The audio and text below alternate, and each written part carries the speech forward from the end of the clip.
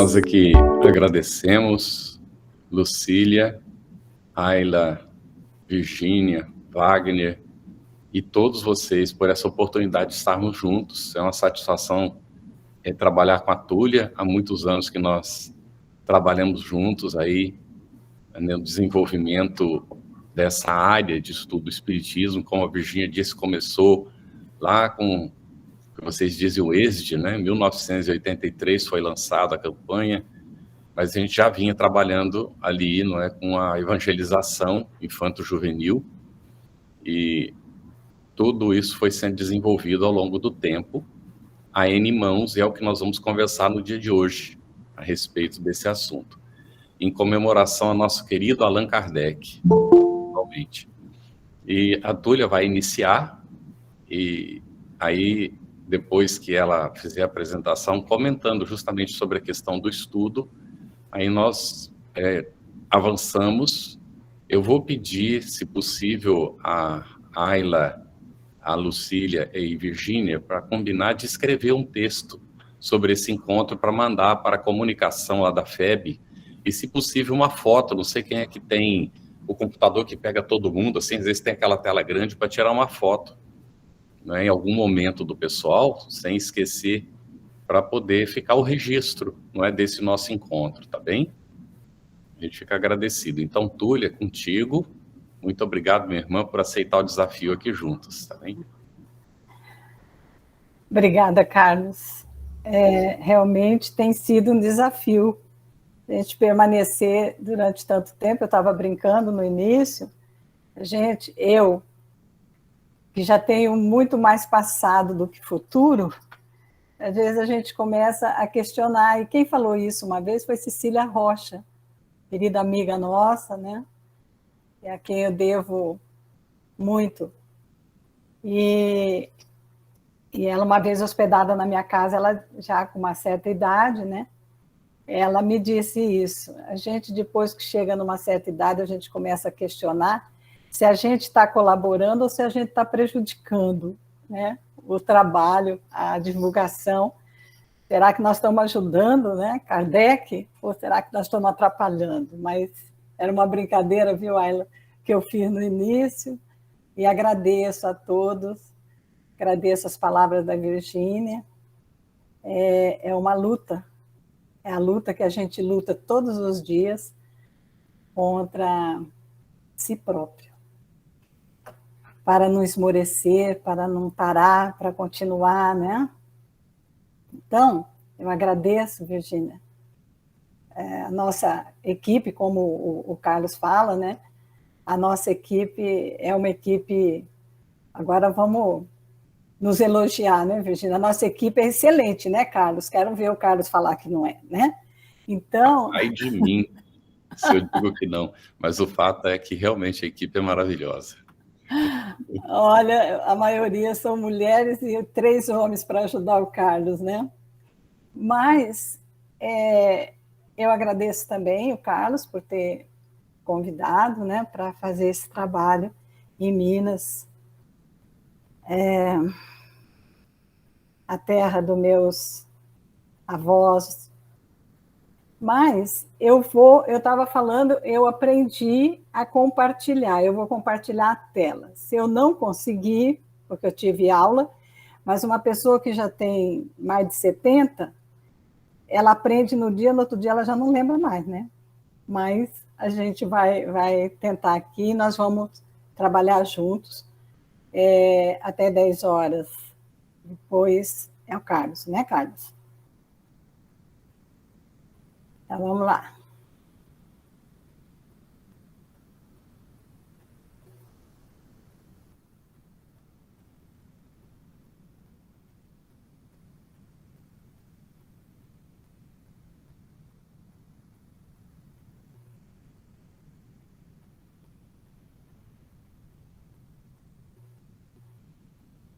Vocês estão vendo? Porque eu não estou vendo mais ninguém. Está perfeito, Túlia. Está perfeito? Então tá bom. Palmas para mim, viu, Carlos? Bom, nós vamos falar, o tema do nosso encontro, né? Vocês viram ali, estudo, trabalho e tolerância. E eu vou falar sobre a importância do estudo, que nós sabemos todos que nós estamos aqui, mas não custa a gente recordar, principalmente neste dia tão significativo para nós, que é o nascimento do nosso querido codificador. Então, o que nós vamos refletir? O que é que nos irmana? Por que nós estamos aqui hoje, nesse domingo de manhã, com os corações alegres, felizes, e lembrando do codificador? A ele, né, devemos realmente essa doutrina que nos esclarece, que nos conduz, que nos consola. Então, nós estamos aqui. A gente gostaria mais de ouvir vocês, mas nós temos outras perguntas mais para frente para a gente trabalhar assim, mais do que um diálogo, né? Interagindo numa proposta de mediação dialógica. Então, o que nós estamos? Vocês já falaram aqui. Nós estamos aqui para refletir, para aprender, para trocar experiências, informações, né? E nesse momento nós vamos refletir sobre a importância do estudo para a formação do trabalhador espírita.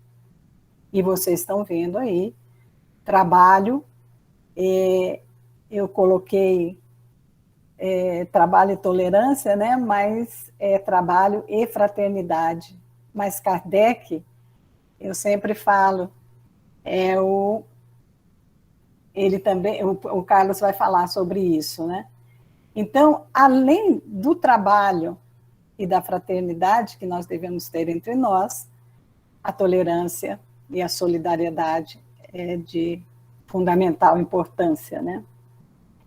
Então, a gente percebe que a vinda do nosso codificador obedeceu realmente, né, a determinação superior, em atendimento a esta promessa do Cristo.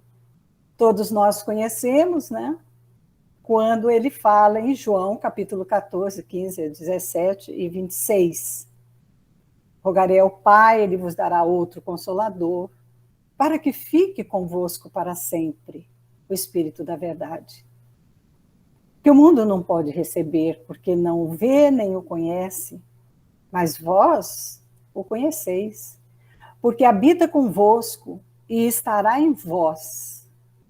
Mas aquele Consolador, o Espírito Santo, que o Pai enviará em meu nome, vos ensinará todas as coisas e vos fará lembrar de tudo quanto vos tenho dito. É linda essa mensagem, né? Mas por que a gente diz que o Espiritismo é o Consolador prometido? Por que nós temos a certeza absoluta de que esse Consolador que Jesus promete, por que nós temos essa certeza que a doutrina é o Consolador prometido? E nós vamos ver aqui. Qual a proposta do Consolador? E no Evangelho segundo o Espiritismo, no capítulo 6, a gente vai ver que Allan Kardec coloca: o Espiritismo realiza o que Deus disse do Consolador prometido. Primeira coisa, conhecimento das coisas, fazendo com que o homem saiba de onde vem, para onde vai e por que está na Terra. A segunda proposta, né? A doutrina atrai para os verdadeiros princípios da lei de Deus. E o terceiro, se assim a gente pode dividir, né? Ele consola pela fé e pela esperança. Porque a proposta da doutrina é trazer o Evangelho de Jesus de volta. E nós estamos aí, né, com o estudo do Evangelho Redivivo, E é essa a proposta. E é por isso que Kardec diz que o Espiritismo, ele realiza o que Jesus disse do Consolador prometido. Nós vamos ver também, trazendo agora Kardec bem próximo a nós, eu acho que vocês conhecem esse livro, o ano que vem ele está de aniversário, né? Viagem Espírita, 1862, e ele trata das outras viagens também que Kardec fez nesse trabalho, que foi um início que a gente percebe que ele, primeiro, trabalhou para divulgar, para organizar, para fazer a manutenção, né? E trabalhando sempre pela unificação e pela união dos espíritas. E ele diz, num trecho de um discurso que ele profere para os espíritas de Lyon e Bordeaux, e ele tem esse trechinho que ele fala: antes de fazer a coisa para os homens, é preciso formar homens para a coisa. Como se formam obreiros antes de lhes confiar um trabalho. Eu acho tão interessante quando ele fala, antes de fazer a coisa para os homens, é preciso formar os homens para a coisa. A lógica de Kardec, né? E aí, a gente pensando nisso, a gente pergunta: é importante o estudo no centro espírita? Eu gostaria de ouvir vocês. Alguém pode... Eu não estou vendo ninguém, está aqui, né? Só a tela. Eu vou para Barbados, vou ficar lá na casa... Na casa não, viu, Carlos? Eu vou ficar no hotel para não dar trabalho para a Vera. Para o Carlos me ensinar como é que eu faço para ver vocês e a tela, tá? Então, eu gostaria de saber, é importante o estudo no centro espírita? O que vocês acham? Pode falar, gente. Posso falar? Sim. Pode, deve. Eu acho que a marca do Espiritismo é a questão do estudo, né? O Espiritismo começou como um estudo, pelo próprio Allan Kardec. Isso. Mais alguém? Oi, bom dia. Bom dia. Eu não estou vendo, você pode me dizer o nome? É Anderson, meu nome. Oi, Anderson. Sim? O estudo liberta. E a gente, com alguma frequência, procura conhecimento, procura olhar para dentro quando a gente está em crise, né? E o que me levou para a doutrina e que me tem feito permanecer é justamente esse lado do diálogo, da troca da experiência. Então, o conhecimento ele é libertador e codificado, revelado para a gente, é a gente pegar com sabedoria e vivenciar isso, né? Esperançar isso. Exatamente. Muito bem. Então,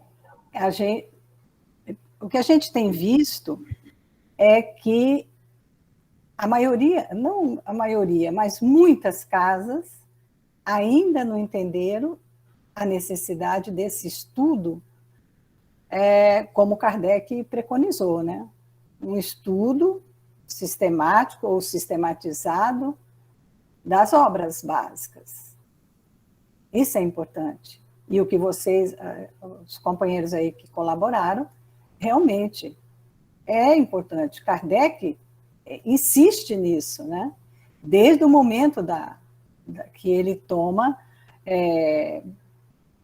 que ele vê que aqueles fenômenos das mesas girantes, tinha alguma coisa além de tudo, e ele foi pesquisar, estudar, ele se interessou pelo caso. Então, realmente, a companheira que colocou, que começou, né, tudo, ele deixa muito claro que é importante o estudo, e principalmente nós, né, já dentro da nossa organização de movimento espírita, é muito importante o estudo no centro espírita. Mas o que ele deve promover?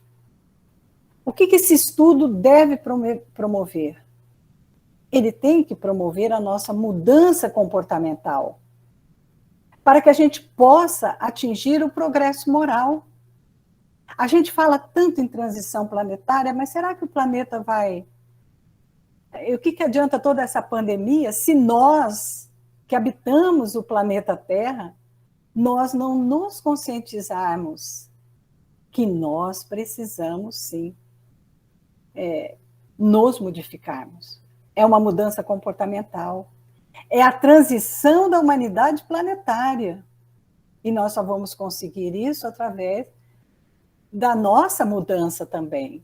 Há um livro muito interessante da Sandra Borba, fininho, não sei se vocês, acho que vários de vocês já é um livro antigo, Saberes Necessários à Tarefa da Evangelização Infanto-Juvenil. Ela diz que nós somos seres de aprendizagens, destinados ao aperfeiçoamento, em cumprimento à lei do progresso, né? Que é uma das leis do Código Divino, das leis morais. Então, qual é o objetivo principal da doutrina espírita? E que a gente, às vezes, esquece, e a gente começa a trazer coisas assim... A gente quer modernidade, a gente quer novidade. O que você tem de novidade aí, né? Poxa, a gente nem estudou ainda.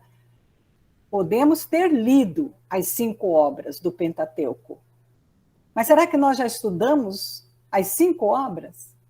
Então, o objetivo principal da doutrina, Kardec fala em Prolegômenos, instruir e esclarecer os homens, abrindo uma nova era para a regeneração da humanidade.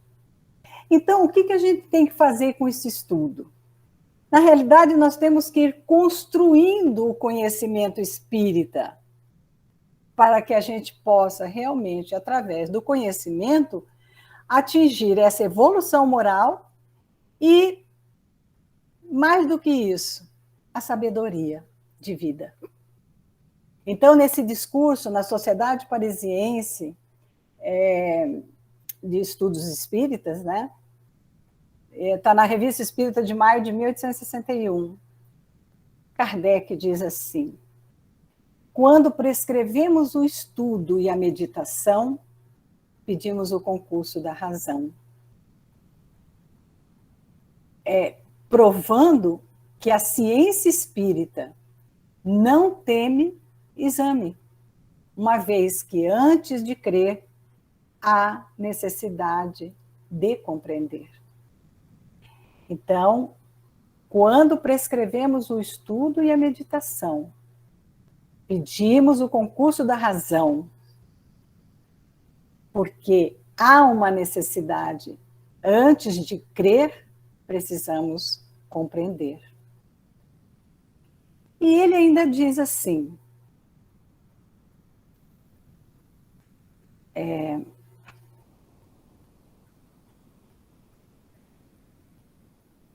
o conhecimento espírita, se é importante o conhecimento espírita, eu acho que eu pulei algum... Espera só um pouquinho, gente. É isso mesmo. Kardec diz também, ainda nesse discurso que eu quero falar para vocês, que ele diz que a verdadeira convicção só se adquire pelo estudo, pela reflexão e por uma observação contínua. E está na mesma Revista Espírita de maio de 1861, faz parte desse discurso dele. E ele continua, e não assistindo uma ou outra sessão, por mais interessantes que sejam. Por que ele fala sobre isso? Porque aquela época, maio de 1861, ainda havia muita curiosidade e muita participação naquelas reuniões das mesas girantes, das mesas falantes. Então, ele coloca, desde essa época, que a verdadeira convicção só se adquire pelo estudo, pela reflexão e por uma observação contínua. Então, nós estamos vendo que isso, nós vamos construindo o nosso conhecimento, com o objetivo da nossa transformação. Porque quando você vê em André Luiz, nós vamos vê no conhecimento espírita, André Luiz, nesse livro Entre Irmãos de Outras Terras, ele diz que o conhecimento espírita é orientação para a vida essencial e profunda do ser. Porque a evolução é lei para todas as criaturas, mas o espiritismo intervém no plano da consciência. A gente percebe que a doutrina espírita, ela amplia esse conceito de conhecimento. É o que nós estamos vendo, é o que nós estamos falando desde o início. A necessidade do estudo não é o estudo pelo estudo, é que esse estudo traga para nós alguma coisa que possa nos ajudar para sermos seres melhores. Há pessoas que dizem assim, vai passar a pandemia, vai voltar tudo ao normal. Não vai voltar ao normal. Eu li outro dia que o normal é que era o problema. Nós temos que sair dessa pandemia como pessoas melhores, porque assim nós estaremos colaborando para essa transição planetária. Então, nesse livro, Entre Irmãos de Outras Terras, do Chico e do Valdo Vieira, ele fala que a evolução é lei para todas as criaturas. Mas o Espiritismo intervém no plano da consciência. Que consciência é essa, gente? É a desenvolver em nós a consciência ética. Nós estamos faltando, nós espíritas, temos que fazer esse exame de consciência. Estamos sendo éticos nas nossas ações, nas nossas atitudes? Já entendemos que somos todos irmãos? E que nós temos um mandamento maior: amar a Deus sobre todas as coisas e ao próximo como a ti mesmo. Que nada mais é que um código de ética comportamental. Então, eu quero que vocês guardem isso. É de André Luiz. A evolução é lei para todas as criaturas, mas nós, espíritas, temos uma responsabilidade maior. Porque é essa mudança comportamental que nós temos que ter, tentando, então, viver dentro desse código de ética comportamental que Jesus nos deixou. Então, eu quero perguntar para vocês, e eu acho que é Anderson, né? Até ele já falou, mas eu quero ouvir de vocês também. De tudo que nós falamos até aqui, qual é a diferença entre estudar e vivenciar o Espiritismo? Na realidade, eu já dei até a resposta, né? Mas gostaria de ouvir. Se vocês Bom dia. Quiserem... Bom dia. Digam meu nome é Kelly. Oi, Kelly. Porque eu estava abrindo o microfone naquela hora exatamente para falar isso, assim, que você acabou de perguntar. Porque eu penso que o estudo na casa espírita ele é muito útil mesmo para a gente se conhecer através da doutrina mesmo, né, do esclarecimento, né, e do consolo. A gente vai se conhecendo, daí a gente vai vivenciando, né, assim, praticando, colocando em nossas vidas. Eu ia responder isso aquela hora, eu estou respondendo agora. Então, muito obrigada. Mais alguém? Maria Túlia, eu gostaria de fazer uma colocação. Quem que está falando? É Marcos, Fraternidade Espírita, irmã Fabíola de Santa Luzia. Oi, Marcos. Bom dia. Bom dia, Maria Túlia. A dúvida é o seguinte: no Evangelho, se não me engano, no capítulo 9, diz que a obediência é o consentimento da razão. Isso. E que a resignação é o consentimento do coração. Isso mesmo. A gente vive estudando e aprendendo. E o que eu tenho observado, falar por mim mesmo, tá? É que a gente aprende muito, a gente se esclarece, E aí a nossa consciência nos cobra que nós consigamos aplicar a lei. Porque a gente sabe que se a lei não for aplicada, vamos ter que acertar as contas. Mas fica a questão, temos todo um conhecimento, um arsenal maravilhoso e extraordinário.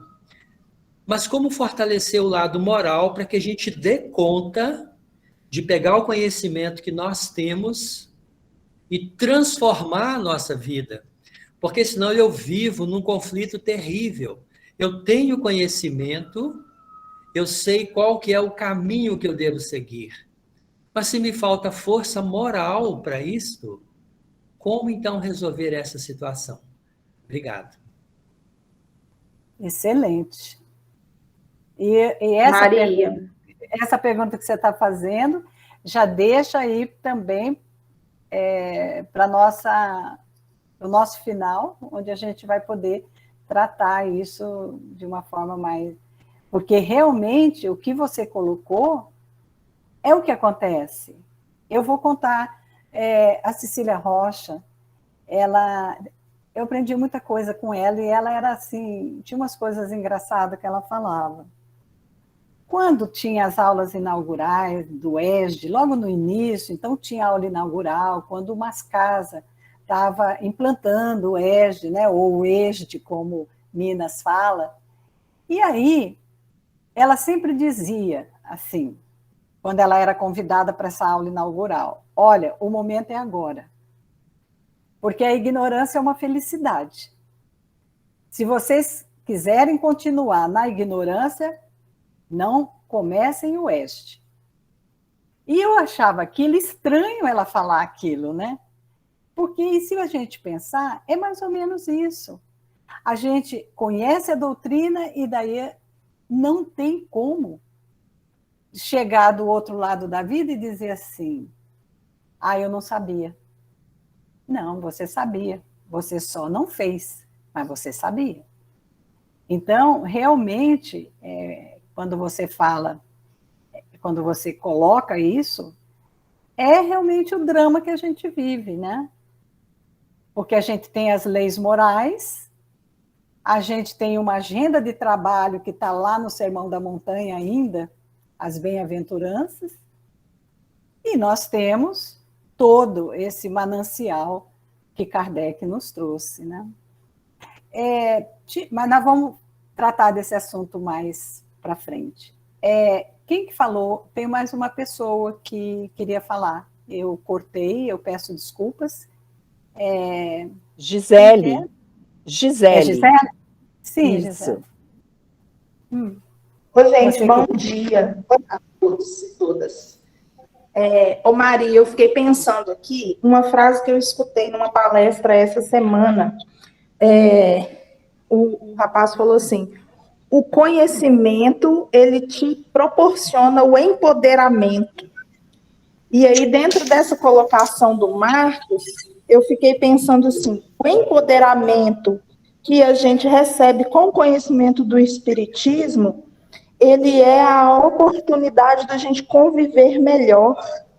Então, assim, se a gente tem o conhecimento, como, né, está sendo colocado, a gente tem a outra parte, que é colocar ele em prática, não tem outra se não é a convivência e se não é o trabalho, sabe? Então, assim, essa lapidação que o Marcos coloca, dessa angústia da gente ser melhor, eu vejo que, para mim, essa vivência são essas duas palavrinhas. É no trabalho que a gente vai aprendendo a lapidar a nossa moral, sabe?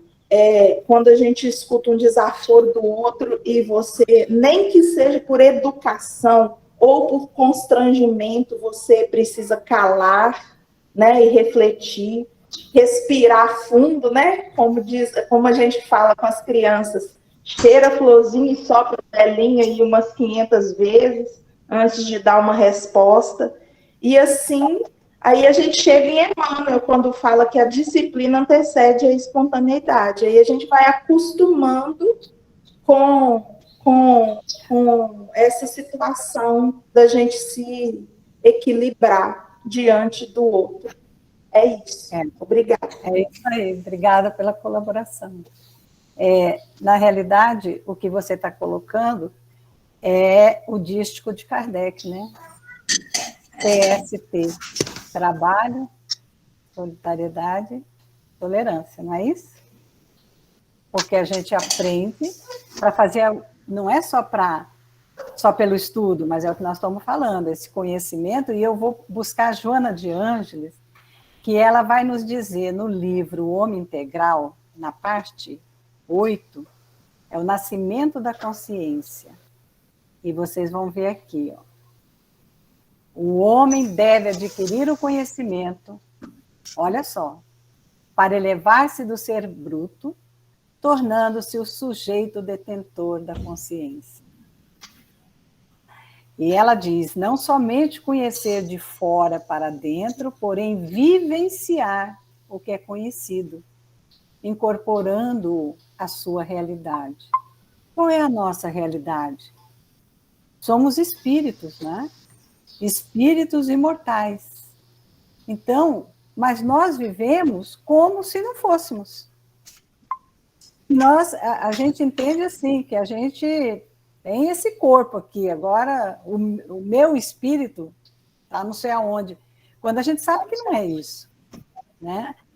É o homem realmente integral. Corpo, perispírito e espírito. Então, a gente tem que trazer esse conhecimento para que a gente crie essa consciência. Eu vou dizer uma coisa assim, é a consciência espírita. Aquilo que não é bom para mim não é bom para o outro. Mas só isso nós temos que vivenciar, porque é o que você colocou, o que colocaram aqui. Nós estamos entre pessoas, nós não somos ilhas. Então, nós temos que vivenciar na casa espírita tudo isso que você colocou. A gente, muitas das vezes,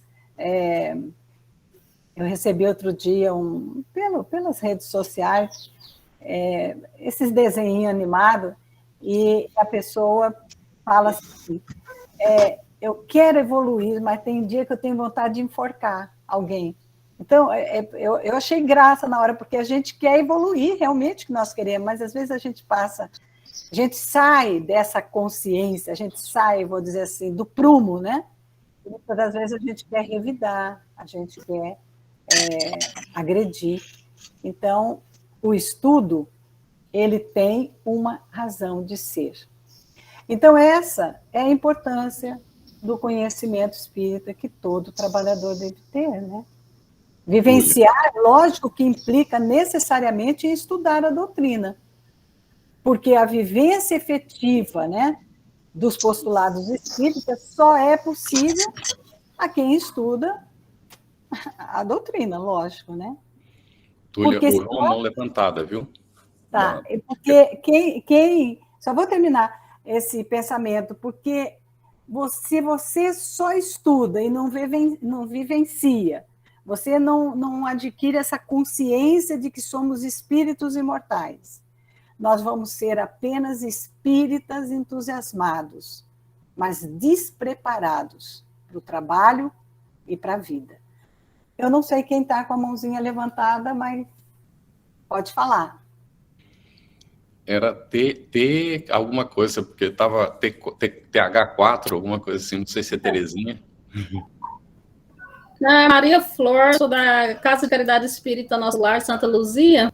Na verdade, eu ia citar exatamente essa frase de Joana de Ângeles. Que bom. Então, estamos sintonizados, né? Exatamente.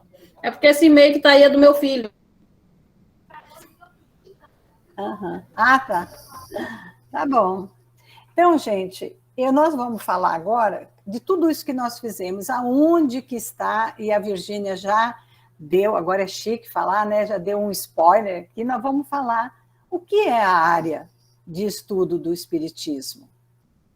Essa área é uma área de orientação ao planejamento, implantação, integração e acompanhamento dos diversos estudos oferecidos pelas instituições espíritas.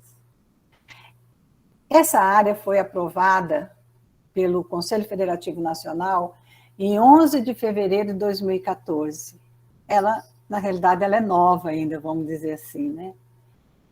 E no ano seguinte, em junho do ano seguinte, 2015, já houve o primeiro encontro nacional da área em Belo Horizonte, e com apoio da União Espírita Mineira. Então, dentro do trabalho de unificação, essa área desenvolve ações que são voltadas para a implantação e solidificação do Espiritismo como Consolador Prometido, que nós colocamos lá no início, né? Por que o Espiritismo é o Consolador Prometido? Daí, nós temos o que nos orienta para que a gente possa trabalhar na divulgação da doutrina, que a gente possa trabalhar de um modo seguro no movimento espírita. Nós temos esses documentos que vocês devem conhecer, que é o plano de trabalho, orientação ao centro espírita, orientação aos órgãos de unificação, e estes dois, orientação para a área de estudo e introdução ao estudo do Espiritismo e o estudo da obra básica. E nós vamos falar desses dois agora. Não sei se vocês já conhecem, devem conhecer, eles são os últimos documentos que foram elaborados, né, pela área do estudo do Espiritismo Nacional, com a contribuição também dos coordenadores da área das federativas estaduais. Então, esses dois, provavelmente o Carlos vai falar deles, são os dois documentos que a gente tem usado e que norteiam o nosso trabalho. Então, orientação à área de estudo do Espiritismo, introdução ao estudo do Espiritismo e o estudo da obra básica, esses dois últimos ficaram num livrinho só. Eu falo livrinho, mas não é livrinho, viu, gente? Porque é uma joia, os três. Então, ele é o resultado de um trabalho coletivo da área de estudo do Espiritismo e foi elaborado entre 2016 e 2018 pela equipe nacional, como eu já falei, né, coordenadora da área. O coordenador da nossa equipe é o Carlos, e com a contribuição de todos os coordenadores da área das federativas estaduais. Então, o que é este documento? Orientação para a área de estudo do Espiritismo. O que ele contém? Ele é a descrição do que é a área de estudo, sua proposta para o movimento espírita e como implantá-la. Então, esse documento, ele objetiva auxiliar as instituições espíritas na manutenção de estudos, na implantação, acompanhamento e manutenção dos estudos, né? E que promova, ele tem um objetivo, a unidade de princípios espíritas, que ser sedimentada nas obras básicas, à luz do Evangelho de Jesus. Evidente que esse nosso documento de orientação à área, ele não esgota o assunto, porque ele é apenas um instrumento de auxílio para as reflexões necessárias acerca da organização do estudo da doutrina nas instituições espíritas. Mas nós recomendamos o conhecimento desse documento antes da utilização dos programas Introdução ao Estudo do Espiritismo, que é o IE, o Estudo Sistematizado da Doutrina Espírita, que é o ESD, o Estudo da Obra Básica, o EAD, né, o Estudo Aprofundado do Espírito, e qualquer outro programa de estudo do Espiritismo na implantação das instituições espíritas. Eu não sei se vocês entenderam o que eu quis colocar. É lógico que, antes de implantar qualquer desses estudos, desses programas de estudo na Casa Espírita, é bom que vocês tenham conhecimento deste documento, orientação para a área de estudo do Espiritismo. Então, nós vamos falar bem rápido do Introdução ao Estudo do Espiritismo, que é aquele verdinho. Ele tem como objetivo promover o acolhimento, a introdução aos fundamentos espíritas em qualquer época do ano. O que isso quer dizer? Pessoas, às vezes, chegam na casa espírita e já tem um grupo funcionando, já está bem mais adiantado. Então, isso era uma necessidade que as casas espíritas até já tinham, algumas delas, um tipo de um programinha para essas pessoas que chegam, querem estudar, mas os programas estão todos andando, os grupos estão andando. Então, ele pode ser... em qualquer época do ano, você pode implantar a introdução ao estudo do Espiritismo. Então... Ela levantou a mão, Túlia. Então, ótimo. Túlia, nós temos na nossa AME Santa Luzia, uma das casas, que é a casa que a gente até participa, que formou esse ano um grupo de introdução ao estudo do Espiritismo, e a coordenadora está até presente. A gente conversou muito na época, adoramos, conhecemos o livro e utilizamos, e é realmente uma pedra preciosa. Muito obrigada. Obrigada. Eu sempre falo, às vezes a gente fala livrinho, eu mesma me corrijo, não é um livrinho. Ele requereu esforço de todos nós, né? E ficou, a finalização desses documentos foi acho que muito pouco de nós e muito da espiritualidade, porque realmente ele foi feito de uma forma coletiva, quer dizer, todo mundo participou, né? Todas as federativas, através dos seus coordenadores, e as casas espíritas também, porque as federativas buscaram também as informações com os dirigentes de casas espíritas, né? Que bom, parabéns, e que outros, né? Porque realmente que outras casas possam também fazer uso desse documento. O outro é o estudo da obra básica.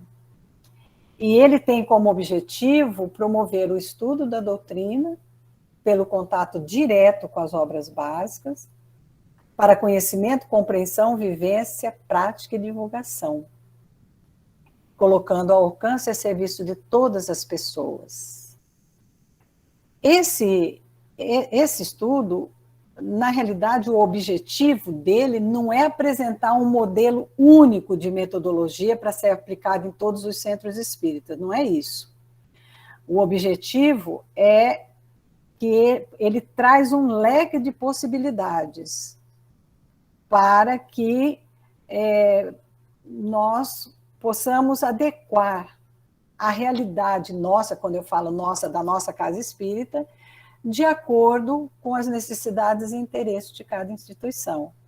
Então, ele traz uma contribuição, eu não sei nem, isso aí teria que ter um encontro só para falar dele, mas nós já implantamos em algumas casas aqui em Mato Grosso do Sul, e é interessante porque ele é riquíssimo, porque não é só com as obras básicas que ele faz a conexão, ele faz também com as obras que vieram, né, que são obras que vieram após, né, mas que são obras subsidiárias também, que nos ajudam muito nesse trabalho. Então, precisa, na realidade, conhecer o material, né, para que a gente possa... E realmente o seu depoimento foi interessante, porque é realmente uma pérola, todos esses documentos, vale a pena. Então, encerrando a minha parte, depois o Carlos pode responder todas as perguntas, tá? E, novamente, no livro Entre Irmãos de Outras Terras, que eu gosto muito desse livro, de André Luiz, ele diz assim, a seara espírita pede plantação de princípios espíritas. E não existe plantação eficiente sem cultivadores dedicados. elevemos o nível de compreensão das nossas responsabilidades para com a obra do Espiritismo. Nós temos responsabilidades. Não estamos aqui por acaso. Quem tiver o livro da 4ª edição, está na página 30. Leia inteiro, porque eu gosto muito. Então, numa homenagem ao nosso querido Allan Kardec, este codificador, que nos deixou esse legado, né? E que cumpriu a sua missão até o final, sigamos com ele, quando ele diz em Obras Póstumas, na segunda parte, observar, comparar e julgar. É essa regra que constantemente seguir. Gente, muito obrigada. Espero, e nós vamos ter momentos que vocês vão poder perguntar, né? E eu vou parar aqui a minha apresentação.